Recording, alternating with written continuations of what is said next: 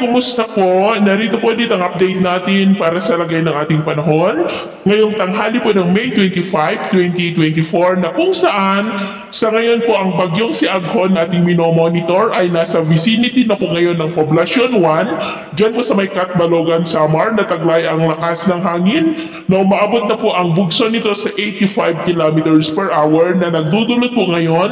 ng maulap na kalangitan with isolated light to heavy rains na minsan ay may mga pagbugso rin ng hangin sa may Southern Luzon at ilang bahagi ng Kabisayaan. At mamayang hapon,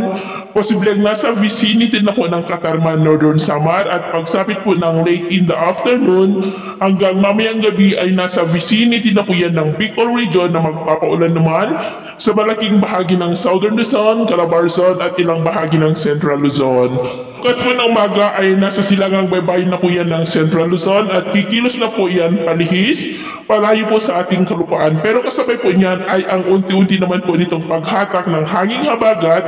and by next week ay posibleng opisyal na po tayo na tutungo sa habagat season o yung tag-ulan season. Sa ngayon po ay nakataas na ang Tropical Cyclone Wind Signal number 1 dito po sa ilang bahagi ng Luzon, sa may Aurora, Polillo Islands, the northern and southern portion ng Quezon, sa may Calawag,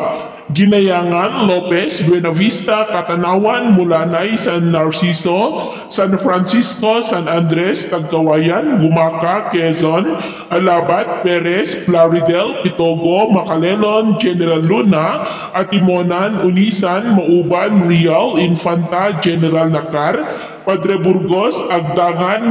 maging sa eastern portion ng Romblon, sa may Kahidyokan, Magdiwang, San Fernando, Romblon, maging sa eastern portion ng Marindoque, sa may Santa Cruz, Torrijos, maging sa Camarines Norte, Camarines Sur, Catanduanes, Albay, Sorsogon, Masbate, kasama na po ang Burias at Icao Islands. Mayroon pa rin pong signal number 1 naman sa may Kabisayaan, sa may Northern Samar, Samar, Eastern Samar, Biliran, the northern portion ng Leyte, sa may Tunga, Pastrana, San Miguel, Matagop, Tolosa, Palo, Palubian, Leyte, Mayorga, Hulita, Carigora, Babatngon, Gagami, Haro, San Isidro, Santa Fe, Albuera, Villaba, La Paz, Palumpon, Tabon-Tabon, Nanuan, Merida, Ormoc City, Isabel, Dulag, Capoocan, Alang-Alang, Buruawen,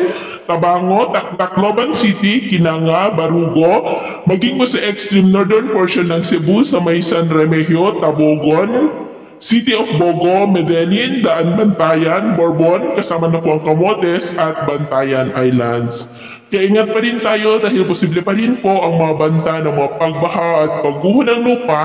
lalo na po sa mga lugar na direktang dadaanan po ng bagyo hanggang mamayang gabi po. At sa atin naman pong mga baybayin, dahil kay Bagyong Aghon ay iwasan po muna natin ang papalaot sa coastal areas ng northern at eastern seaboard ng Kabisayaan at eastern seaboard po ng Caraga dahil ang mga alon po dyan ay posibleng aabot hanggang po sa 1.5